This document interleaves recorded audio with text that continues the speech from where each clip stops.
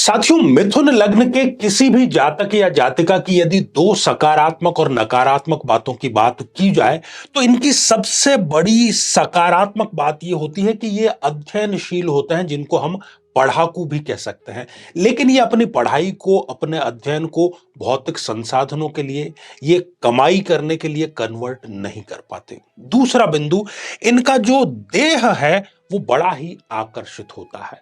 Skin जो है वो बड़ा ही आकर्षित होता है, लोग इनकी तरफ खींचे चले आते हैं। लेकिन कहीं ना कहीं यही आकर्षण ही इनके लिए बर्बादी का, समस्याओं का और इस प्रकार की जो नेगेटिविटी है उसका लेकर के समाचार अवश्य आता है।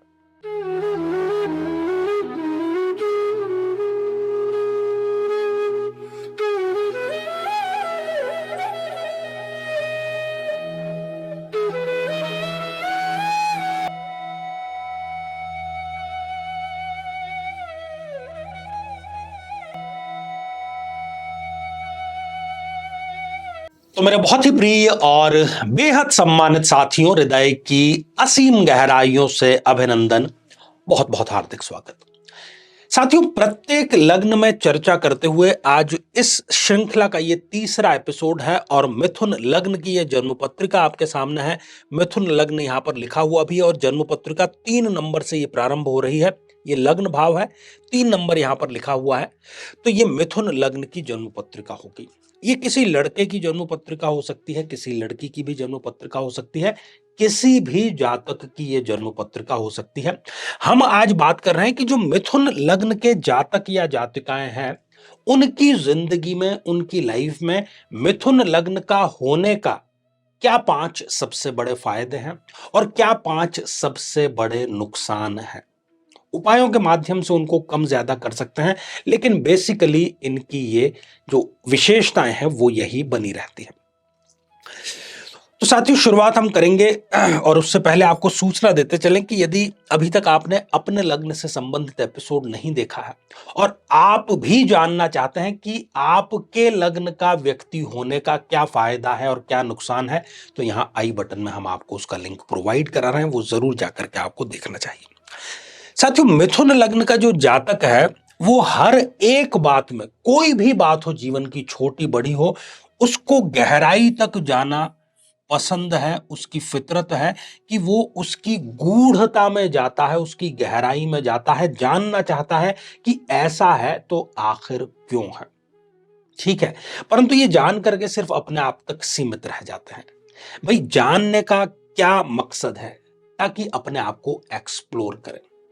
ये जीवन में योग्य होते हुए भी, यहां पर मैं प्लस लिख रहा हूं और ये माइनस, ताकि ये पॉइंट्स हम इसको समझ सकें। तो अपने आप को ये एक्सप्लोर नहीं कर पाते और फिर जब समय बीत जाता है तो सिवाय पछतावे के और कुछ नहीं होता। इनका जैसा व्यक्तित्व है, इनका जितना ज्ञान है, उसके हिसाब से जितना एक्सपोजर इनको मिलना चाहिए था वो इनको कभी भी नहीं मिल पाता। दूसरा लगभग ऐसा ही है, थोड़ा सा अलग है। ये अध्ययनशील होते हैं।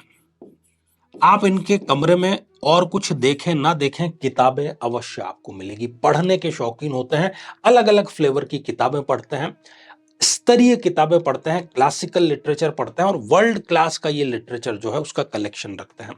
एकेडमिक्स में भी अच्छा करते हैं, यूनिवर्सिटी में भी अच्छा करते हैं, हर जगह पर ये पढ़ाई में अच्छे ही रहते हैं।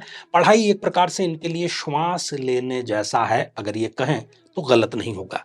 लेकिन ऐसा देखा गया है कि इतना सब कुछ होते हुए भी और इतनी गहराई से पढ़ाई करते हुए भी ये जो इनकी पढ़ाई है, ये इनके भौतिक संसाधन अर्जित करने में, रिसोर्सेज अर्जित करने में या किसी प्रकार की कमाई करने में प्रत्यक्ष रूप से काम नहीं आती। अप्रत्यक्ष रूप से आ सकती है, लेकिन इसकी उनसे कोई सीधी कमाई नहीं होती।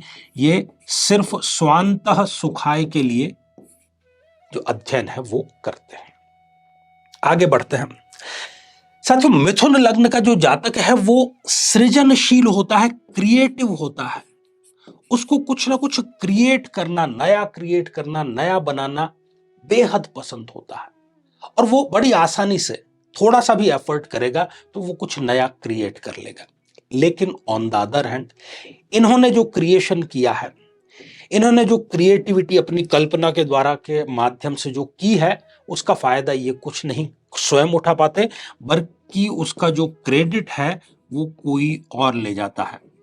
साथियों, इस प्रकार के लोग कला जगत में यदि हैं, फिल्मों में है, टेलीविजन में है, कला के किसी भी क्षेत्र में है, तो काम ये करेंगे लेकिन उसका क्रेडिट मतलब उस पर मोहर कोई और अपनी लगा देगा, तो ये इनके लिए माइनस पॉइंट है। साथियों, इनके बाहरी आकर्षण की यदि बात करें, त्वचा की यदि बात करें, आंखों की बात करें, फीचर्स की बात करें, तो बेहद ही आकर्षक होती है और इनको इस पर नाज भी होता है। लेकिन इनका यही आकर्षण इनके लिए परेशानी का सबब बन जाता है। यदि ये ध्यान से देखेंगे कि मेरी लाइफ में ये जो परेशानी है, कहीं ना कहीं इनका अत्यधिक आकर्षण, इनका अत्यधिक आकर्षित होना इनके लिए परेशानी या दुख ही जो है वो लेकर के आता है। अंतिम और बहुत ही महत्वपूर्ण है इनकी सलाह, क्योंकि बुध जो है वो लग्नेश है, बुध बुद्धि का अधिपति है, इंटेलिजेंस का अधिपति है। तो ये जब भी सलाह देते हैं बहुत सोच समझ करके देते हैं और इनकी सलाह बड़ी कारगर सलाह होती है। तो ये क्या है, ये एक बहुत श्रेष्ठ सलाहकार हैं। इनके आसपास के लोग, इनके मित्र, इनके पड़ोसी, इनको जानने वाले इनसे सलाह अवश्य लेते हैं। लेकिन ये अपने स्वयं की जो सलाह है वो स्वयं पर ही अप्लाई नहीं कर पाते। ये बहुत ही दुविधा और कॉन्ट्राडिक्टरी एक प्रकार से बात है कि ये स्वयं पर लागू नहीं कर पाते। इसका मतलब इनकी जो मेधा है उसका प्रयोग कोई और कर रहा है। तो ऐसे कुछ हैं मिथुन लग्न के लोग। जीवन में किसी समस्या का सामना कर रहे हैं, जैसे कि शादी में देरी होना, पति पत्नी में मनमुटाव या तलाक तक की नौबत आ जाना, संतान का प्राप्त न हो पाना, नौकरी या धन प्राप्ति में बाधा आना, जीवन के प्रत्येक क्षेत्र में किसी न किसी प्रकार की बाधा आना। तो आज ही अपनी जन्म पत्रिका का संपूर्ण विश्लेषण करवाएं और पाएं समस्या से सदैव के लिए मुक्ति। साथियों, ये श्रृंखला हमारी आगे भी जारी रहेगी और अब जो समय है वो हो चला है आप लोगों के कमेंट्स को शामिल करने का। तो पहला ही जो कमेंट है, आर कुमार जी ने गुरुजी प्रणाम लिख भेजा है। तो कुमार साहब, आशीर्वाद हृदय की असीम गहराइयों से। अगला कमेंट मुक्ता शर्मा जी का है और आपने प्रणाम लिख भेजा है। तो मुक्ता जी, आशीर्वाद हृदय की असीम गहराइयों से आपको भी। और अगला कमेंट दीपेंद्र जी का है और आपने लिखा है लव यू सर। तो love you all of you, और मैं सभी का सम्मान भी करता हूं। तो दीपेंद्र जी, आशीर्वाद हृदय की असीम गहराइयों से। तो साथियों, आज के लिए केवल इतना ही और इसी मंगल कामना के साथ में कि आप सभी स्वस्थ, समृद्ध और शांतिपूर्वक जीवन व्यतीत करें। नमस्कार।